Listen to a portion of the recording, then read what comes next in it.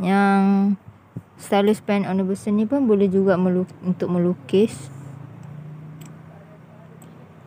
So saya pakai app untuk melukis tu. Kita cuba nak testing dengan pens ni, stylus pen universal.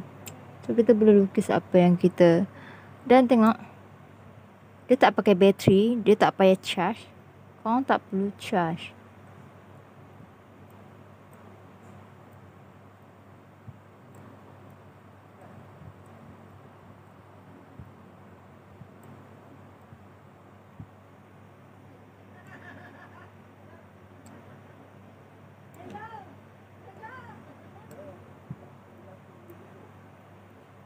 Dan dia sangat smooth.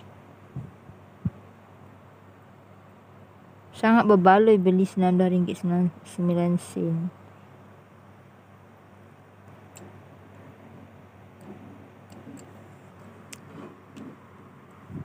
Tapi saya memang tak pandai melukis.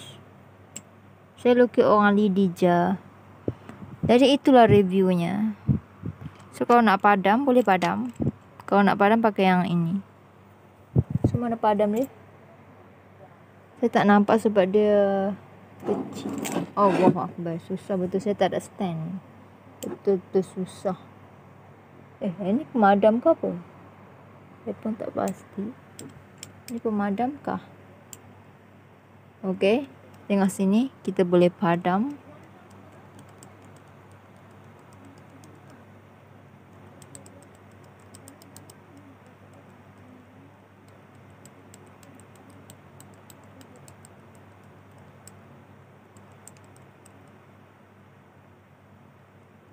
So saya punya tablet ni, dia memang ada dia punya stylus pen universal sendiri. Tapi kalau nak beli yang Xiaomi punya stylus pen universal, dia mahal. Ada jual kat Shopee. Dan ni saya beli bukan yang official daripada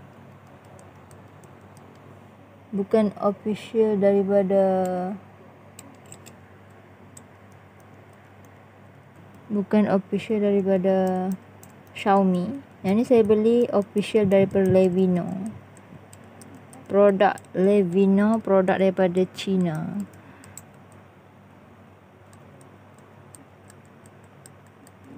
Saya beli ni bukan untuk melukis, tapi saya beli ni untuk main game.